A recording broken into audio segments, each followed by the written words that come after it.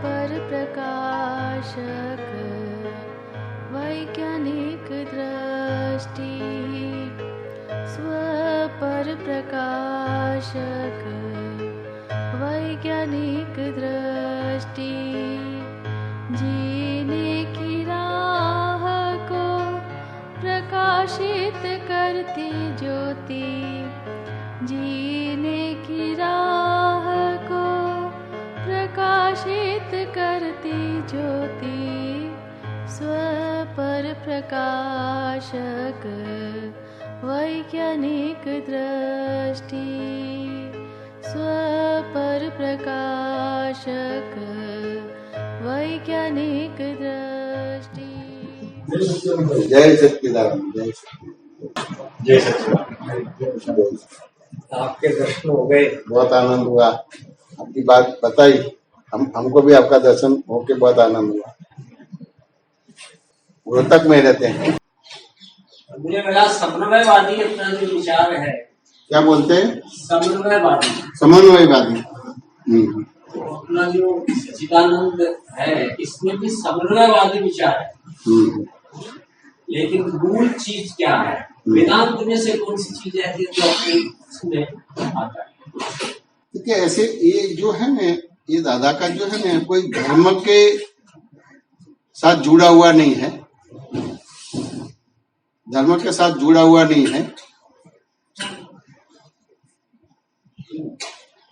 वो विज्ञान के साथ जुड़ा हुआ है। आमतौर पे अपनी गलत मान्यता के हिसाब से प्रॉब्लम्स खड़े हैं।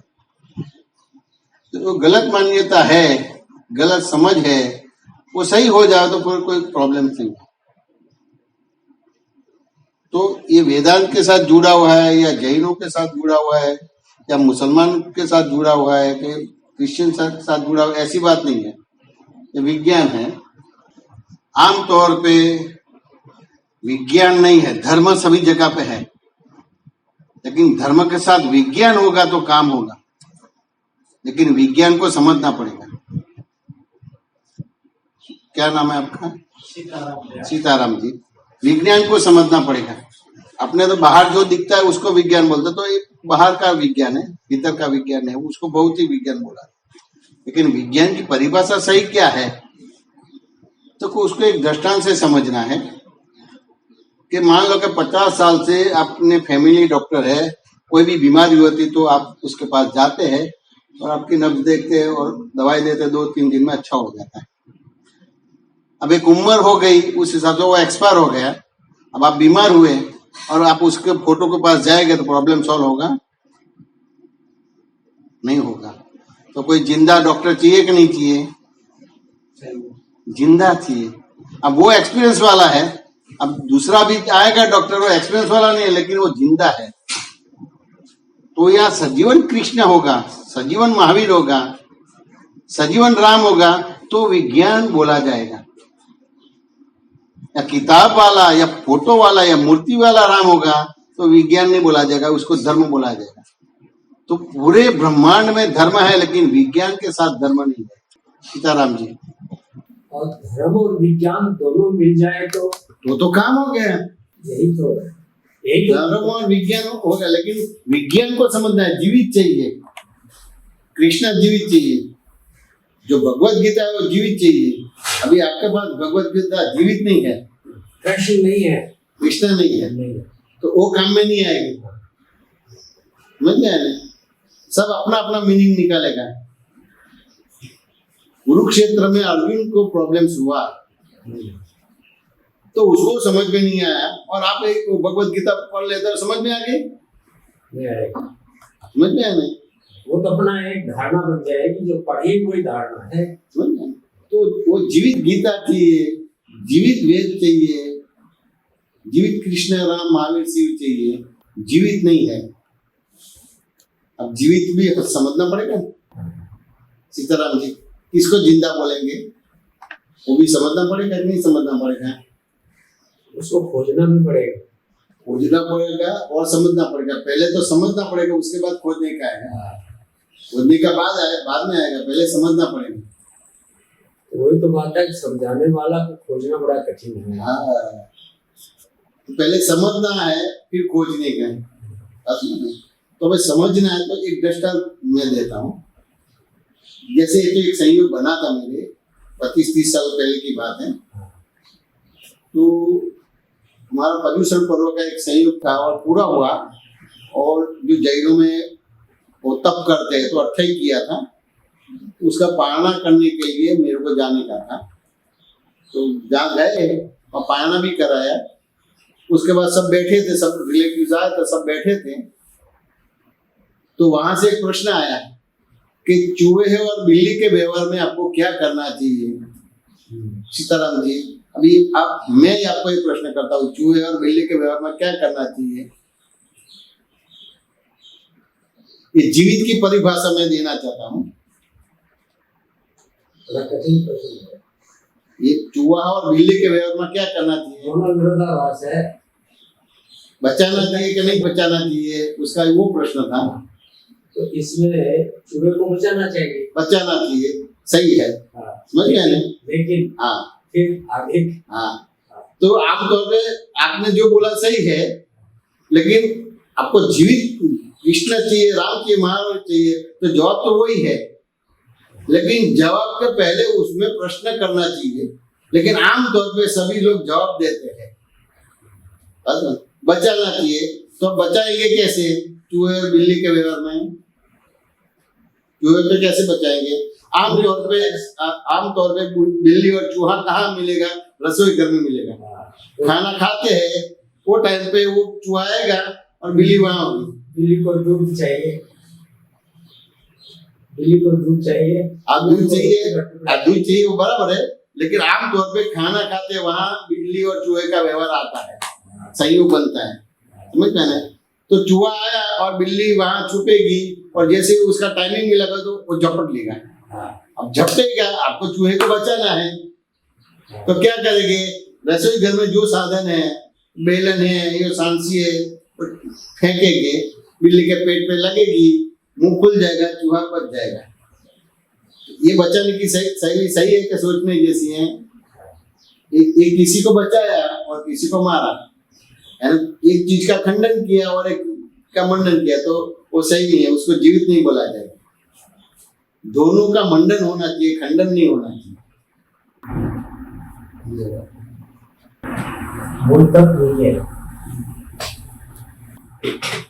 दूसरा एक उपाय और है। अगर रसोई में हम बैठे हैं, वो चूहे को झपटना चाहते हैं, हाँ, उसका ध्यान डाइवर्ट करके उसको दूध दे दिया, चूहा भाग गया, तो भी फिर भी एक चूहे और बिल्ली का एक ऋणानुबंध है, बैर है, प्रकृति है। हाँ, बैर है। तो दूध आप रखेगा, फिर भी चूहा देखेगा तो खींचेगा, समझ रहे ना? उसको दूध देने के बावजूद भी झटका मारेगी, वो करेगा। तो अभी आपने जो आंसर दिया एक बुद्धि के लेवल पे सही है। मेरे को जीवित कृष्ण चाहिए, जीवित राम चाहिए, मैं आपको जिंदा करना चाहता हूँ, और जिंदा करने के बाद फिर आपका विज्ञान होगा, उसके बाद धर्म होगा तो काम में आएगा। अभी ये प्रश्न में मैं आपको जीवित करना चाहता हूँ। अभी दिखने में आप जीवित है लेकिन जीवित नहीं है। आप क्या आंसर देते हैं कि बिल्ली को दूध दे दो, तो सही आंसर नहीं है। समझ में आना? एक बुद्धि के लेवल पे बराबर के दूध दो, लेकिन वो चूहे बिल्ली का ऋणानुबंध है, बैर है। ये दूध देने के बाद भी वो चूहे को खाएगा, उसको तंग करेगा ही। हाँ, बिल्ली छोड़ेगी नहीं, उसको बढ़ेगी नहीं। तो आमतौर पे ये बचाना चाहिए, सही है, लेकिन आपको जीवित रहना है तो प्रश्न का आंसर तो वही है कि बचाना चाहिए। समझ में आने? लेकिन आमतौर पे बचाने की परिभाषा क्या है? तो एक चीज को मंडन करना है और दूसरी चीज को खंडन करना है, तो उसको बचाना नहीं बोला जाएगा। दोनों चीज का मंडन है, यानी सभी का अस्तित्व होना चाहिए, वस्तुत्व होना चाहिए और पूर्णत्व होना चाहिए। यानी अस्तित्व, वस्तुत्व और पूर्णत्व का स्वीकार करना पड़ेगा, तो वही उसको बचाना बोला जाएगा। अस्तित्व, वस्तुत्व अस्तित्व वस्तुत्व और कौन अस्तित्व है उसका, और वास्तव में है, वस्तुत्व है। हाँ। और फिर पूर्ण। तो बिल्ली का भी अस्तित्व रहना चाहिए, चूहे का भी अस्तित्व रहना चाहिए, तो बिल्ली का वस्तुत्व रहना चाहिए, और बिल्ली का भी वस्तुत्व रहना, पूर्ण तो दोनों का रहना चाहिए। तो सांसारिक आदमी तो ये नहीं कर सकता, ये तो ऊपर पहुंचा हुआ आदमी कर सकता है। तो आप सांसारिक नहीं कर सकता, यानी आप मृत्यु लोकी जीव है, यानी आपके पास धर्म है लेकिन विज्ञान नहीं है, वो सही है, ये प्रतिपादित हो गया। तो विज्ञान तो वही होगा जो परम पुरुष। हाँ, तो अभी ये प्रश्नों के जरिए मैं आपको, ये संसारी है, वो संसारी में आपका आंसर में बराबर करके मैं आपको संसारी से पर कर दूंगा। वही अवस्था में कुछ त्याग करने का नहीं, ग्रहण करने का नहीं, कुछ नहीं करना। तो कि मैं जहाँ गया था तो वो लोग जैन भी थे और बाईकाश में भी जैन था, तो उसको लगा ये जैनी है। हाँ, उसको लगा कि ये यही जवाब देगा कि चूहे को बचाना चाहिए, लेकिन मैंने वो आंसर नहीं दिया। आंसर भीतर वही था, लेकिन मेरे को बचाना है तो जानना तो पड़ेगा ना। तो उसने बोला कि भाई चूहे और बिल्ली के व्यवहार में क्या करना चाहिए, बचाना चाहिए कि नहीं बचाना चाहिए। तो मैंने उसको ऐसा था कि वो बोलेगा कि बचाना चाहिए, लेकिन मैंने आंसर नहीं दिया। मैंने बोला कि बचाना यानी क्या, तो वो घबरा गया। तो क्या बोला, बचाना यानी बचाना, बचाना यानी बचाना, तो विज्ञान नहीं हुआ। बचाना यानी बचाना, फॉर एग्जाम्पल वो दृष्टांत देना चाहिए, लेकिन उससे क्या आंसर दिया, बचाना यानी बचाना। मैं दोबारा पूछा तो ही बोला बचाना यानी बचाना, डर डर के बोलता था, स्पष्टता नहीं थी, बचाना यानी बचाना। तो मैंने 50 बार बोला, लेकिन वही आंसर है, बचाना यानी बचाना। इस तरह से बचाना वो आंसर नहीं देता है। उसके बाद मैंने जो 50 बार उसको बोला, उससे भीतर मेरे को आवाज आया, लेकिन वो जवाब मेरे को आया, लेकिन मैंने वो जवाब के रूप में नहीं दिया, प्रश्न के रूप में बताया। बचाना यानी क्या कहना चाहते हैं आप, जीवित रखना, ऐसा ही? हाँ, ऐसा ही। बच्चा यानी जीवित रखना है। फिर उसके बाद मैंने क्या बोला, बचाना यानी जीवित रखना, जीवित रखना यानी बचाना, बचाना यानी जीवित रखना। वो मैंने 50 बार बोला, और उसके बाद तीसरा प्रश्न किया। तीसरा प्रश्न क्या किया कि कोई जीवित है वही किसी को बचा सकते हैं। हाँ, वही बचा सकते हैं। कोई जीवित है वही किसी को बचा सकते हैं। मुर्दा है या मृत्यु जो मर गया वो बचा नहीं सकता है, जिंदा है वही बचा सकता है, चौकस। उसके बाद चौथा प्रश्न किया, देखो आप जीवित है सीताराम जी, आप जीवित हैं? मैं आपको प्रश्न करता हूँ, आप जीवित हैं? तो आप बोलेंगे कि आप जीवित है। मेरे को मालूम है कि आप जीवित है, बाहर से यहाँ आए, आप मेरे साथ बात करते हैं, फिर भी मैंने आपको पूछा कि आप जीवित हैं। ये प्रश्न बड़ा दार्शनिक है। तो आप जीवित हैं, तो आप जवाब देंगे कि मैं जीवित हूँ। फिर भी मैंने आपको पूछा है तो वो जवाब कुछ अलग है। आप कहेंगे कि जीवित नहीं है आप, क्योंकि आप जीवित है तो मैं आपको बताता हूँ कि आप जीवित है कि नहीं है। तो आप जीवित है यानी कभी भी मरने वाला नहीं है। मैं अभी आपको प्रश्न कर रहा हूँ, कभी भी मरने वाला नहीं है सीताराम जी, आप कि मरने वाले हैं? मरने वाले हैं। तो आप 1,00,000 2 लाख साल के बाद मरेंगे कि कोई पता ही नहीं है? पता ही नहीं है। अब आपका मृत्यु आता है तो आपका मृत्यु आप बचा नहीं सकते, तो चूहे का मृत्यु कैसे बचा सकेंगे? सीताराम जी, आप अमर है तो किसी का जीवन बचा सकते हैं, लेकिन वो कौन होगा, सवाल ये। आप मरने वाले हैं तो आपका मृत्यु आता है, तब आपका मृत्यु नहीं रोक सकता है, तो चूहे का मृत्यु कैसे रोकेंगे? बस में देखिए, ये चूहे का मृत्यु रोकना जाता है तो ये तो क्या हुआ, ये जो साइंटिफिक सर्कमस्टेंशियल एविडेंस देखना है, दार्शनिक पुरावा नहीं देखना है, साइंटिफिक सर्कमस्टेंशियल। देखिए चूहे का मृत्यु कैसा है कि अभी 1 घंटे के बाद मरने वाला है और आप जीव दया को मानने वाले हैं, तो आपके बगल में से ये व्यवहार होता है तो कुछ आप व्यवहार करते हैं, उस हिसाब से बिल्ली के मुंह से चूहा यानी बच गया। लेकिन आप अहंकार क्या करते हैं कि मैंने चूहे को बचाया। समझ में आया कि नहीं है? और किसी को मारना है तो उसके पास से पसार होता है तो उसको मारना है तो वो क्या बोलेगा, मैंने उसको मारा। लेकिन दोनों में कोई कुछ करता नहीं है, खाली आरोप ही करता है कि मैंने चूहे को बचाया और मैंने चूहे को मारा। क्यों? कि आप मृत्यु लोक की जीव है, आप अपना मृत्यु नहीं रोक सकता है तो चूहे को कैसे बचा सकते हैं? समझ में नहीं? और आपका अपना मृत्यु रोक नहीं सकते तो चूहे को कैसे बचा सकते हैं, कि कैसे मार सकते हैं? इन्हें मारने वाले नहीं और बचाने वाले नहीं है, केवल केवल केवल आरोप है। सीताराम जी कि केवल आरोप है और कुछ है? मैंने बचाया, मैंने मारा, केवल आरोप है और कुछ है? कुछ नहीं, केवल आरोप है। ये केवल आरोप है, वो आपको समझ में आ गया तो आप कायम के भगवान बन गए, जीवित हो गए। यानी ये पूरी बॉडी आरोपित भाव है, दरअसल नहीं है। अहंकार यानी क्या? जो है ही नहीं, आज भी नहीं था, पहले भी नहीं था और आने वाला कल भी नहीं था। इसको अहंकार बोला जाता है। यानी आपने बचाया वो भी अहंकार है और आपने मारा वो भी अहंकार है। वो आपको समझ में आ गया कि मैं केवल केवल केवल अहंकार करता हूँ। जैसे ही अहंकार को देख लिया, जान लिया, इसको फोटो पड़ गया, ये प्रकृति का फोटो पड़ गया, आप भगवान बन गए, यानी जीवित हो गए। फिर उसके बाद आप बनने वाले नहीं रहेंगे। जब ये दृष्टि सही होगी तो फिर ये भगवत गीता काम में आएगी, वेद काम में आएगा, कि कुरान, बाइबल, ये सब काम में आएगा, बाकी काम में नहीं आएगा। वो द्वंद्व खड़ा कर देगा। जब तक आप बचाने वाले हैं और मारने वाले हैं तो विज्ञान नहीं है, और विज्ञान है तो वो भौतिक विज्ञान है, वो विनाश करने वाला विज्ञान है।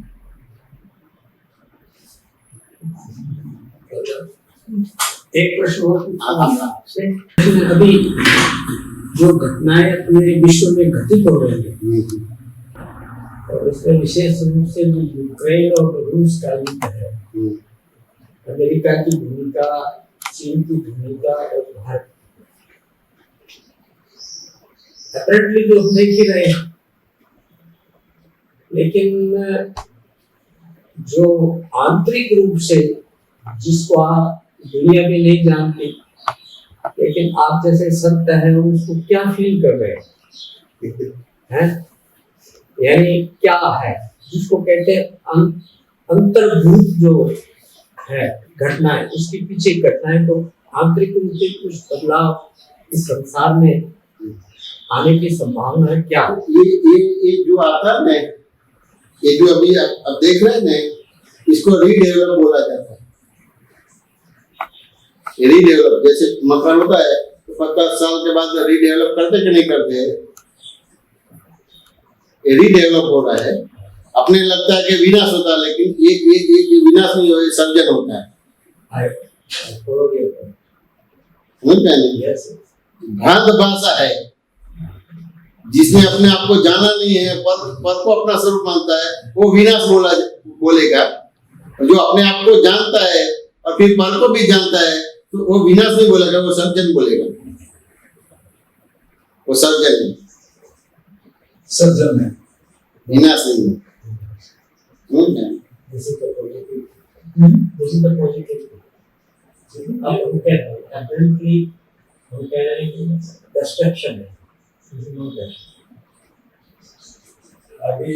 आगे विद्राओं के यहाँ पर नेगेटिविटी रहती नहीं।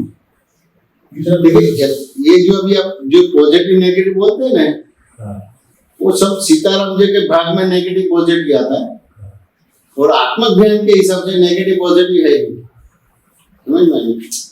आत्मभाग में तो ये क्या है, तो वो ये ज्ञेय है और आप ज्ञाता है, और ये दृश्य और आप दृष्टा है। दृष्टि और दृष्टा, हाँ, दृश्य और दृष्टा, ज्ञेय ज्ञाता और दृश्य दृष्टा। ज्ञेय और ज्ञाता, ये और ज्ञाता, और ये और ज्ञाता, ये और ज्ञाता, और दृश्य और दृष्टा। ज्ञेय है वो तो है, लेकिन ज्ञाता सबसे अच्छा है। ज्ञाता तो होना अभी क्या हुआ, ज्ञेय को ज्ञाता बोलते हैं। हाँ।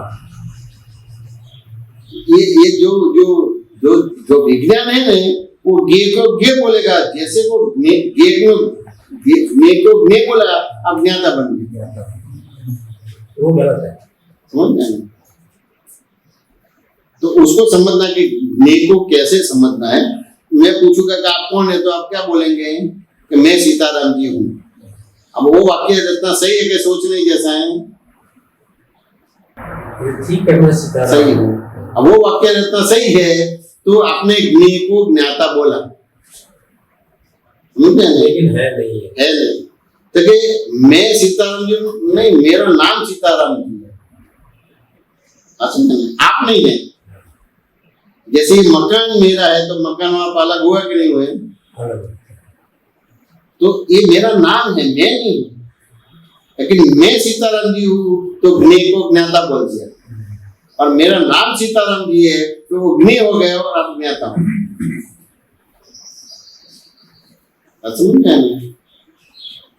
और ये अपने अभी आगे ये रशिया और यूक्रेन का देखते हैं ना, तो दृश्य है और अब दृष्टा है। जैसे सिनेमा में फायर का दृश्य आता है 1 मिनट का, तो आप सिनेमा हॉल में से निकल के बाहर निकल जाएंगे कि नहीं निकल जाएंगे? क्यों नहीं निकलेंगे? वो कुछ भी नहीं है। तो क्या वो सिनेमा में आग लगी है, हॉल में आग नहीं लगी? यानी वो दृश्य हो गया और अब दृष्टा हो गया। पता है कि आग लग रही है, फिल्म में है, फिल्म में आग लगी, आप मेरे पढ़ने लग रही है, बस में उस समय हमारी स्थिति कुछ स्थिति हो जाती है अपने आप। लेकिन ये और आगे बढ़ना ये बड़ी मुश्किल काम है। मुश्किल काम नहीं है, तो मैंने वो दृष्टांत बता दिया।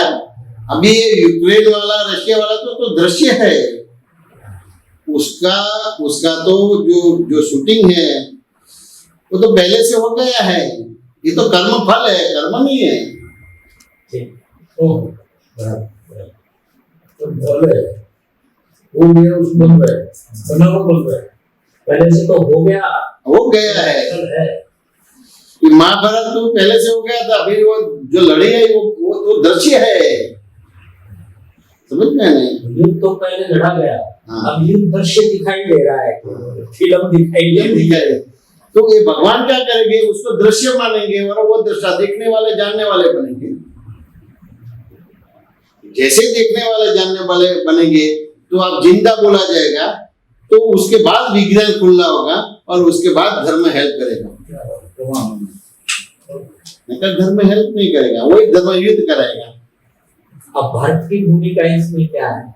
इसमें इस युद्ध में भारत जैसे हमारे देश का प्रधानमंत्री है, हमारे देश के जो संत महात्मा जितने भी अपने जो लगे हुए हैं, अच्छा जिसके कहना चाहिए कि एक तरह से अध्यात्म का एक बहुत बड़ा प्रभाव भिन्न भिन्न ढंगों से चल रहा और अलग अलग विचारों को लेके दर्शन आखिर जाकर के मूल रूप से वही है। तो भारत की भूमिका इसमें क्या रहेगी? बहुत बढ़िया रहेगी। ये भारत तो वैसे तो ये वर्ल्ड का सेंटर बन जाएगा, क्या बोलते हैं उसको, विश्व सत्ता बन जाएगी। जैसे अभी अमेरिका रशिया विश्व सत्ता बोला जाता है, भारत विश्व सत्ता बन जाएगी। तो कितने सालों से प्रक्रिया चालू है, धीरे धीरे अपनो दिखती है। जैसे नरेंद्र मोदी आया तो दिखती है कि अभी ये होगा ये होगा ये होगा। भारत की भूमिका तो बहुत बढ़िया रहेगी। फिर भी असर तो आएगी, सबको भुगतान तो आएगी, लेकिन वो भुगतान में ये सारे वर्ल्ड को, सारे जो विश्व है उसको हिंदुस्तान मार्गदर्शन देगा। कैसे बैठना, कैसे बोलना, कैसे खाना, कैसे सोना, वो सब मार्गदर्शन हिंदुस्तान वाला देगा। फॉरेन वाले भाग में अभी अंधेरा चालू हो गया है और इंडिया में उजाला चालू हो गया है। भारत की भूमिका बहुत बढ़िया रहेगी इसमें।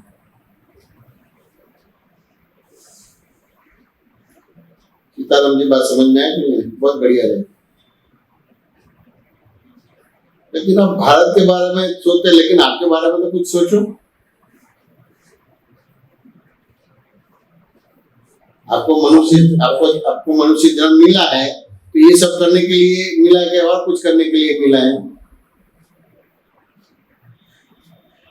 सीताराम जी, ये प्रश्न, ये जो आप कर रहे हैं उसके लिए आपको जन्म मिला है और कुछ करने के लिए जन्म मिला है? मैं तो नॉर्मल कर रहा हूँ। तो कि आपको ये जो मिला है वो तो पूर्व का प्रारब्ध कर्म है और कर रहे हैं, लेकिन आपको जो मनुष्य अवतार मिला है अपने आप को पहचानने के लिए आपको जन्म मिला है। किसी के बच्चे बनने के लिए जन्म नहीं मिला है। शादी किया है तो किसी का हस्बैंड बनने के लिए आपको जन्म नहीं मिला है। बच्चा हुआ तो किसी का फादर बनने के लिए जन्म नहीं लिया है। समझ गए? अपने आप को पहचानने के लिए, जानने के लिए आपको जन्म मिला है। सब कुछ जान लिया लेकिन अपने आप को जाना नहीं है। अपने आप को जानेंगे तो फिर पर को जानेंगे, और फिर अपने आप को जानेंगे, पर को जानेंगे तो लाइन ऑफ डिमार्केशन बनेगा, तो सही काम बनेगा, नहीं तो सही काम नहीं बनेगा। अभी आप अपने आप को जानते नहीं है और जो है नहीं उसको है बोलते, तो उसमें पुण्य और पाप का कर्म बन पड़ेगा। और आप अपने आप को जानेगा तो जो है उसको है बोलेंगे, नहीं है उसको नहीं बोलेंगे, तो जो है उसके प्रति राग नहीं होगा, नहीं है उसके प्रति द्वेष नहीं होगा, तो फिर कर्म बंद नहीं पड़ेगा। अभी तो कोई भी कार्य करेंगे इसमें पुण्य और पाप का कर्म बंद पड़ेगा, लेकिन अपने आप को जान लेंगे तो फिर पुण्य पाप का कर्म बंद नहीं पड़ेगा, तो मनुष्य जीवन सार्थक हो जाएगा। तो ये जो दिखने वाले व्यवहार है वो करने के लिए जन्म नहीं मिला है। मनुष्य अवतार बहुत कीमती है। खुद को पहचानने के लिए ये मनुष्य अवतार मिला, लेकिन खुद को पहचानते नहीं है और पर को अपना स्वरूप मानते हैं।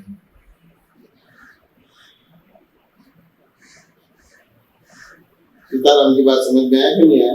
खुद को पहचानना है। अभी आप जो खुद को मानते हैं, लेकिन आपका नाम है, आप कौन है? My name is Sitaram, who am I. जैसे ये घर है तो मेरा घर बोलते हैं, यानी अलग हो गया। तो ये मेरा फादर है तो फादर और आप अलग हो गए, ये मेरे ब्रदर है तो ब्रदर है आप अलग हो गए। तो बाहर का भाग है यानी स्थूल माय वाला भाग, फिर भीतर आता है, शरीर के ऊपर आता है। तो ये मेरा हाथ बोलेगा कि मैं हाथ हूं, ऐसा बोलते हैं सीताराम जी। मेरा हाथ है, ये मेरा सर है कि मैं सर हूं, ऐसा बोलते हैं मेरा सर है, यानी वो सेपरेट हो गया है, यानी ये सूक्ष्म हुआ। बाहर का भाग शरीर के ऊपर का भाग सूक्ष्म हुआ, फिर भीतर जाते हैं। मैं अहंकार हूं ऐसा बोलते हैं कि मेरा अहंकार हूं ऐसा बोलते हैं। मैं अहंकार हूं तो अच्छा रहेगा। नहीं, मैं अहंकार हूं ऐसा बोलते हैं कि मेरा अहंकार है ऐसा बोलते हैं। मेरा अहंकार ही बोलते, मेरा अहंकार, मेरी बुद्धि, मेरा मन, मेरा चित्त, यानी ये माय वाला भाग सेपरेट हो गया। यानी स्थूल, सूक्ष्म, सूक्ष्मतर, बाकी का जो है वो आप है। जहां तक आप अपने आप को पहचानेंगे नहीं, तहां तक आप सही काम नहीं कर पाएंगे। उसमें से पुण्य बनेगा, पुण्य में से पाप बनेगा, पाप में से पुण्य बनेगा, पुण्य में से पाप बनेगा, तो चलता ही रहेगा। जैसे आप मेरे सामने बैठे हो, मैं आपके सामने बैठा हूँ, भाई मैं आपको देखता हूँ तो सीधा दिखेगा कि उल्टा दिखेगा? मैं आपको देखूंगा तो सीधा दिखेगा कि उल्टा दिखेगा? मेरे को आप सीधा दिखा। अभी मेरी दृष्टि दीवार की ओर है और सीताराम जी को देखना है तो देख पाऊंगा कि नहीं देख पाऊंगा? नहीं देख पाऊंगा। अभी दृष्टि दीवार की ओर ही है और मैं ये साइड पे घूम के देखूंगा, ये साइड पे घूम के देखूंगा तो दिखेगा कि नहीं दिखेगा? नहीं दिखेगा। दीवार की ओर ही दृष्टि है और 180 डिग्री में झुकता हूं तो दिखेगा कि नहीं दिखेगा? दीवार की ओर दृष्टि है। जैसे मैंने ऐसे करके देखा तो 180 डिग्री झुकता हूं तो दिखेगा कि नहीं दिखेगा? दिखेगा। तो सीधा दिखेगा कि उल्टा दिखेगा? सीधा दिखेगा, उल्टा दिखेगा। मेरी दृष्टि हो गई, उल्टा दिखेगा।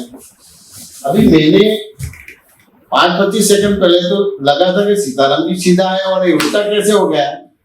हुआ नहीं है लेकिन उल्टा हो गया। समझा ना? तो जैसे ही मैं ऐसे झुका हूं तो मैं खड़ा हो जाऊंगा, और इस तरह की दृष्टि है तो मैं ऐसे दृष्टि करूंगा, फिर देखूंगा तो सीधा दिखेगा क्या उल्टा दिखेगा? सीधा दिखेगा। तो अभी मेरे को उल्टा सीधा दिखने को आया, वो सही है कि गलत है? वैसे अपेरेंटली तो सही है, सही है, देखने में सही है, देखने में सही है। तो क्या वो जो अपेरेंटली नहीं है सही है, मैंने आपको सीधा देखा वो भी सही है और उल्टा देखा वो भी सही है, समझ में है? अब वो सही है तो मैंने ये जो आपको पूरा थियरम करके बताया तो वो क्या मैसेज देना चाहता है? जैसे मैंने आपको सीधा देखा, उसके बाद उल्टा देखा, उसके बाद सीधा देखा, तो उल्टा सीधा जो मेरे को दिखाई दिया वो सही है, समझ में? तो अभी मेरे को आपको उल्टा सीधा दिखाई दिया, लेकिन आप सीधे थे कि उल्टे थे?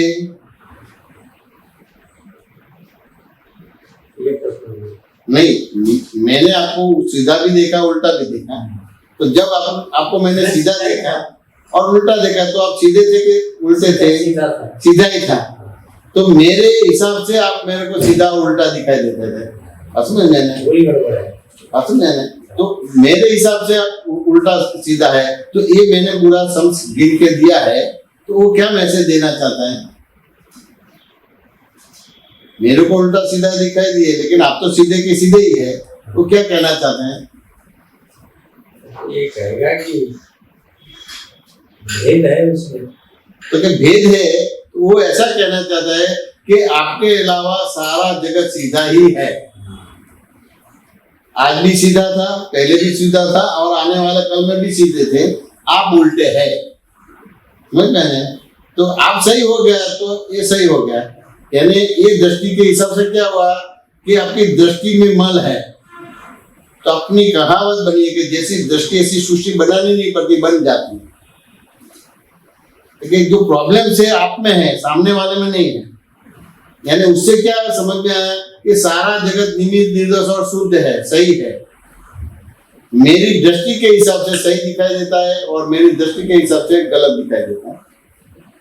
तो बाहर जो है सब निमित्त है, सही है, सुधारना है, यहाँ सुधारना है।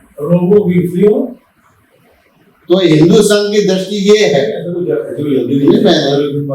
तो फॉरेन वाले लोगों ने बहुत उल्टा पुल्टा कर दिया, लेकिन अभी वहाँ दिक्कत ज्यादा आएगी, यहाँ दिक्कत कम आएगी। फिर भी दिक्कत तो थोड़ी बहुत आएगी, मेरे पास गाड़ी है, ड्राइवर है, लेकिन अभी ये हिंदुस्तान का चांद सितारा और बढ़ेगा और फॉरेन वाले का डाउन हो गया। यानी आपकी दृष्टि को सही करना है, आपका व्यवहार है, आपकी क्रिया सही नहीं करनी है। जैसी दृष्टि ऐसी सृष्टि बनानी नहीं पड़ेगी, अपने आप सृष्टि बन जाएगी। सीताराम जी बात समझ में है कि नहीं है? मैं सीधा था उस हिसाब से आप मेरे को सीधा ही दिखा दिया, मैं उल्टा था उस हिसाब से आपको उल्टा ही दिखा दिया या नहीं दिखा दिया। बाहर कभी किसी को सुधारने की जरूरत ही नहीं है। भारत देश जो किसी देश के ऊपर हमला नहीं करता है, क्यों विस्तारवादी नहीं है, उसको अपने आप पर विश्वास है, अपने आप पर विश्वास है, और दूसरे को अपने आप पर विश्वास नहीं है, उस हिसाब से विस्तारवाद करता है, उस तरह से सेफ्टी करने जाता है, सेफ्टी नहीं है। आप जैसे से मिलना मेरे लिए सौभाग्य है। बिनु सत्संग विवेक होने राम कृपा, ईश्वर की कृपा होती है तभी कोई संत मिलता है। आज उत्तम जी से मेरा बात हुई, मैंने कहा समय, आज मेरे पास समय था, कल से हमारी बैठक शुरू हो जाएगा। भांगेला हमने था बड़ी वहाल थी, मन थी भांगेला सजीवन करता, केवल प्रेम जीवती फूड है, अपमान विटामिन है। अपमान विटामिन। कितनी गहरी बात है। मान फूड है, अपमान विटामिन। मान और अपमान जिसके लिए समान है वो सच्चा इंसान। कषाय वो कहते तो संसार चक्र को चालू है। मन है मन, क्रोध, मान, माया, लोभ, ये चार कसायों को जीतना बड़ा कठिन है। यदि इन चारों को 3 साल तक भूखा रखे तो ये भाग जाए। इनका रक्षण करना ही इनकी खुराक है। इन चारों में मान नाम के कषाय को जीतना तो बहुत बहुत कठिन है। ज्ञानी पुष्टारा भगवान ने तो यहाँ तक कहा है कि यदि ये मान नाम की गांठ में होती तो इंसान का मोक्ष तो सहज ही हो जाता।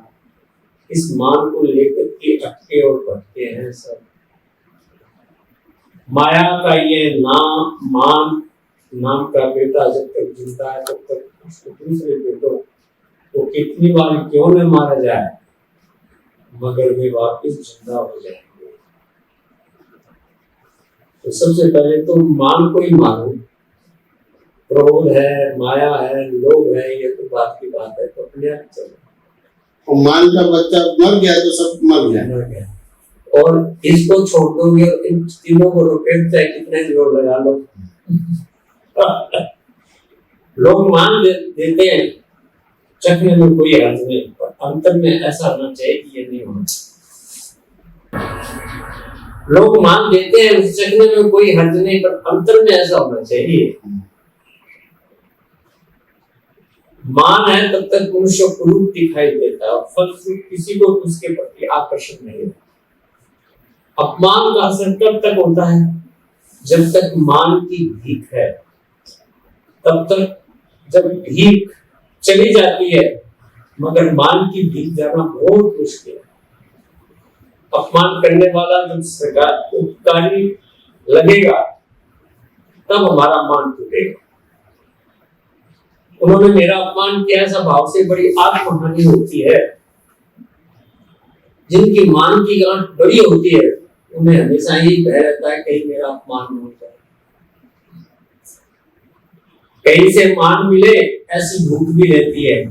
अपमान का भय तो उन्हें इतना अधिक रहता है कि जगत के सुख भी वे भोग नहीं सकते। मनुष्य को उसकी खुद की इंसल्ट जरा सी भी पसंद नहीं होती। लोगों की इंसल्ट करने में शून्यता समझते हैं, इसे मानवता कैसे कहा जाए? मान से मानवता नहीं रहती है। मान यदि फूड है तो मान कर दो, अपमान को सहन कर लो और विटामिन ले लो तो अपने आप ही मान चला जाएगा। अपमान को बचाना तो बड़ी शून्यता कहलाती है। जितना ऊपर उठेंगे उतना ही नीचे गिरने का डर है। हमारे अंदर अहंकार है या नहीं ये तो कोई अपमान करे तो पता चलेगा।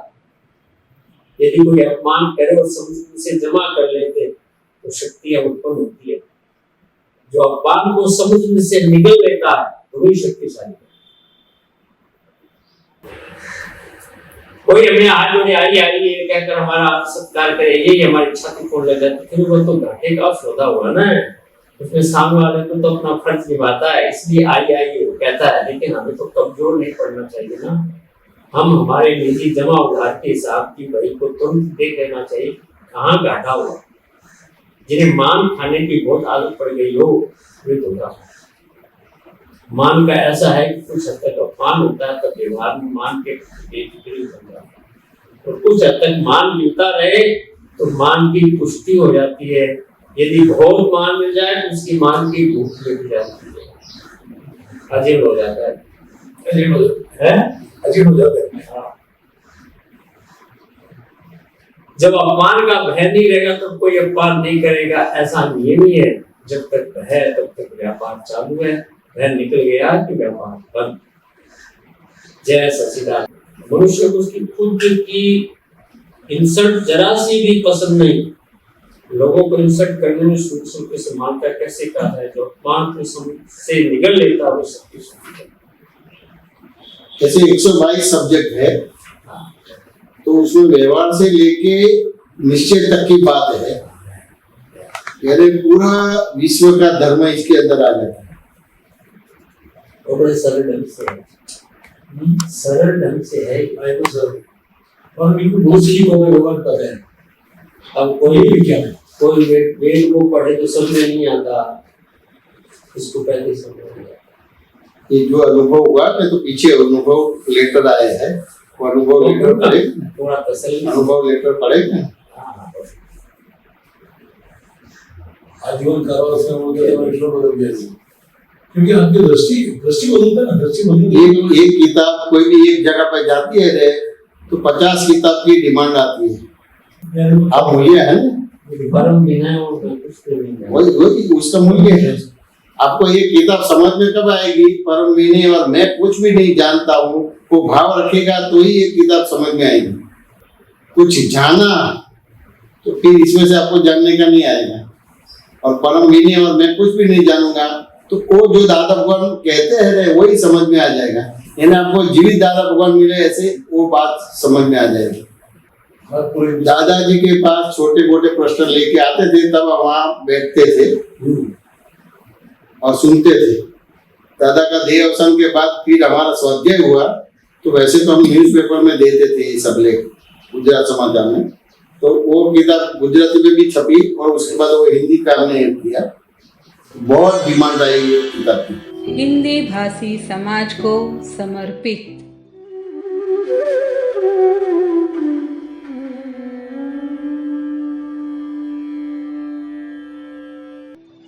आप्तपुत्र जयमेश जी की कल्याण भावना से सन 2000 की साल में हिंदी में प्रकाशित हुई स्वपर प्रकाशक विज्ञान पुस्तक ज्ञानी पुरुष दादा भगवान के तत्व दर्शन का प्रतिबिंब है। इस ग्रंथ की अनुभव सिद्ध, वैज्ञानिक, सिद्धांतिक, सरल, सहज बात, संसार व्यवहार की उलझनें एवं अध्यात्म और धर्म संबंधी सभी उलझनों का व्यवहार और निश्चय प्रकाश से पूर्ण रूप से समाधान देती है और अनगिनत लोगों के लिए प्रेरणादायक एवं जीवन परिवर्तन का महानिमित्त बनी है, जिसकी यथार्थता का प्रमाण है इस पुस्तक को पढ़कर आए हुए असंख्य अनुभव पत्र। इस विज्ञान को विश्व के हरेक कोने में पहुंचाने हेतु इसका ध्वनि मुद्रण यानी ऑडियो बुक सन 2007 की साल में प्रकाशित हुआ और आज परम पूज्य दादा भगवान की असीम कृपा से इस महाग्रंथ को ऑडियो वीडियो बुक के रूप में आपके समक्ष प्रस्तुत कर रहे हैं। यह ग्रंथ के सभी लेख के वीडियो JSS सत्संग अहमदाबाद YouTube चैनल पर उपलब्ध है और साथ में उस लेख के अनुरूप कविराज श्री के भक्ति पद भी वीडियो में सम्मिलित किए हुए हैं। हम सभी के रोजमर्रा उलझनों का सरल भाषा में समाधान देती हुई यह वीडियो बुक का अधिक से अधिक लाभ लेने और अपने सगे संबंधी, मित्र एवं सभी परिवारजनों को लाभ दिलाने के परम निमित्त बनते रहे, यही भावना के साथ इस पुस्तक की वीडियो बुक आपको समर्पित करते हैं। ऑडियो वीडियो बुक की लिंक यहाँ पर नीचे उपलब्ध है। धन्यवाद।